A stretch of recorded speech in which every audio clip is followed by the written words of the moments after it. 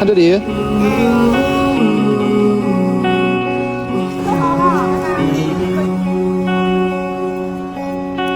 我带着你身体中的行李，犹如泥头河底，经过几道闪电，看到一堆光圈，不确定是不是这里。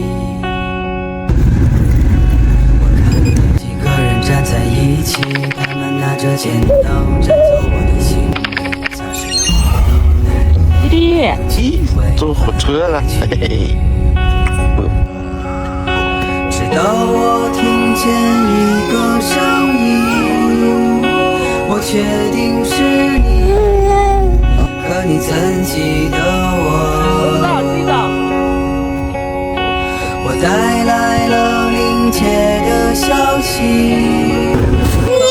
告知你，注定是一场相遇。我记得这里是片树林，有个山坡，山坡上的枣树，每当秋天到来，我们把枣装满口袋。